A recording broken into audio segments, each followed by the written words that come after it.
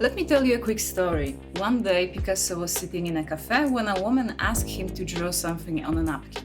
In just a moment, he sketched it and before handing it to her, asked for 1,000,000 francs. The shocked lady said, "1,000,000 francs? But that only took you 5 minutes."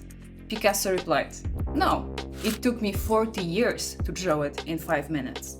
Forget the money part of the story. What I want to highlight here is this. The drawing only took Picasso 5 minutes, but it carried the weight of years of practice.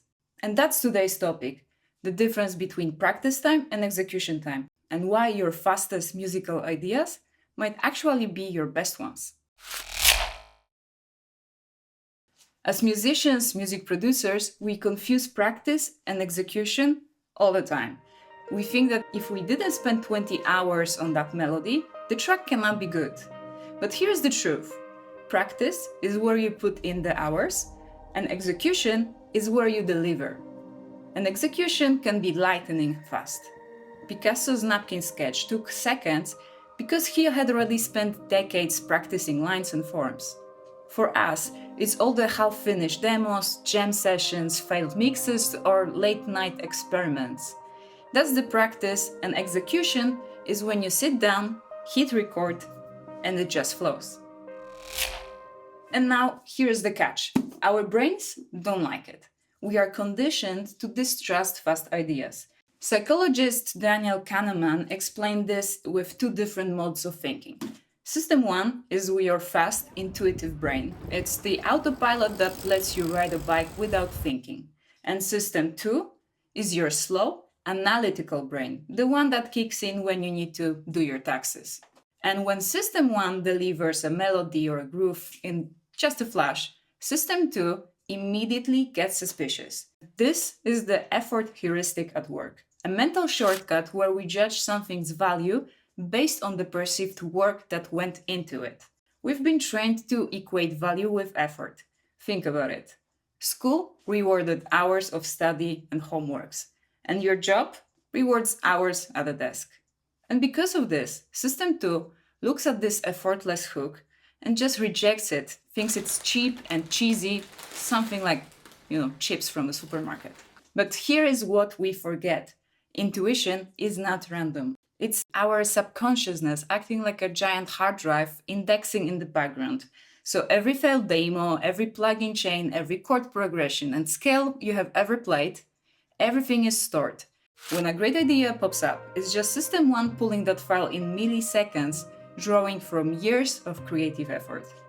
It's the same way a seasoned chef knows garlic, oil, and tomato will work together without a recipe, or how a goalkeeper moves to block a ball even before the ball is kicked. This is not luck, but a payoff from countless hours of training and experience.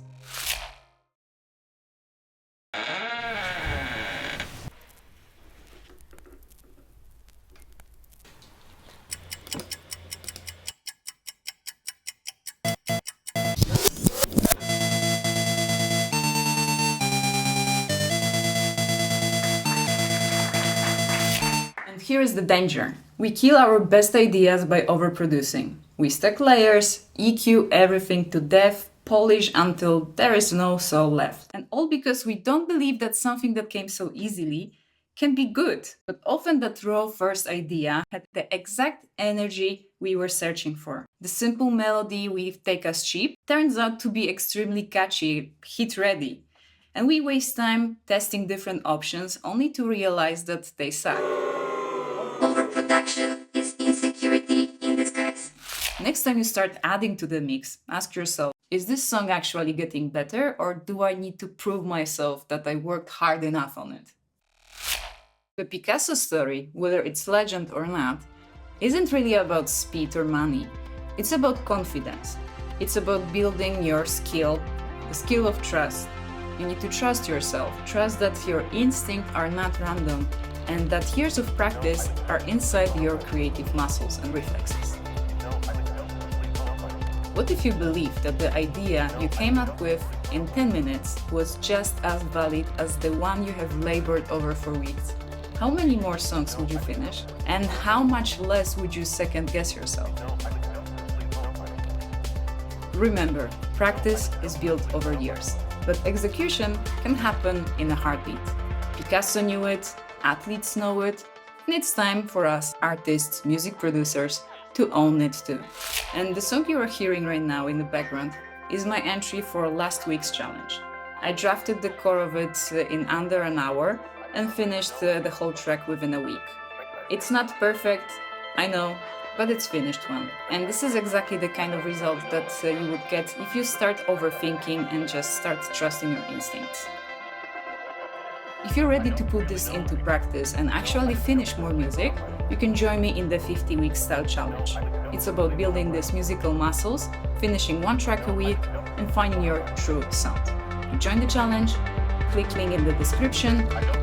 Thanks for watching, subscribe, like, and stay creative.